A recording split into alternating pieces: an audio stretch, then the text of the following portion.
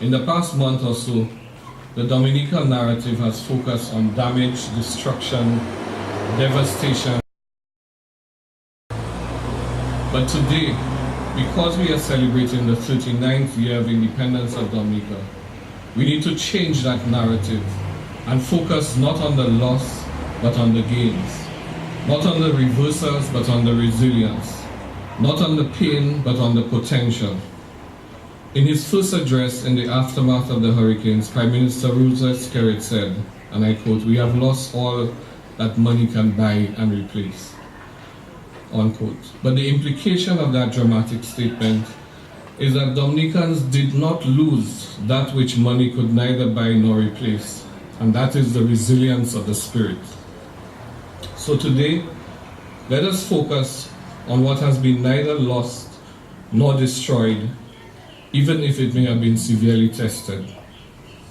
Let us celebrate the courage and determination, the indomitable fighting spirit of Dominica.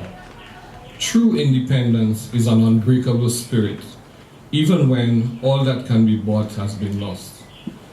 It is the will to overcome. It is that defiance of all odds. It is that courage in the face of adversity that must mark our independence. The letter of the revised Treaty of Bastille defines the formal parameters for the creation of the economic union and the single space that we are destined to become. The spirit of the treaty empowers us to think and respond, especially in times of crisis, as a single, differentiated, but unshakably united family.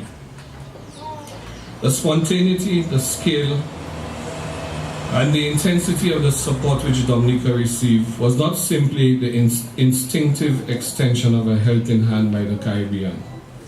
It was the fruit of Dominica's own generosity being returned tenfold. We are reminded in the good book in Luke 6, to give and it will be given to you. Good measure pressed down, shaken together, running over will be put into your lap. For with the measure you use, it will be measured back to you. Dominica, the love that you gave to those devastated by Irma, even though you were still recovering from Erica, is the love that returned exponentially when you yourself was violated by Maria. In this, you have taught us all a lesson and set an extraordinary example. Here at the OECS Commission, just as in all the member states, we will continue to stand shoulder to shoulder with Dominica through every phase of this new journey. We will work even harder to make the OECS member states climate resilient so that independence will come to mean a freedom from the fear of climate impacts, renewable energy security, sustainable livelihoods, and a more equitable quality of life for all. I would like to end by dedicating this poem by Derek Walcott, A City's Death by Fire, which could equally be repurposed as A City's Death by Hurricane, to the restoration of hope and the resurrection of resilience in Dominica. Walcott says, "After that hot gospeler had leveled all but the churchyard sky, I wrote the tale by Tallow of a city's death by fire.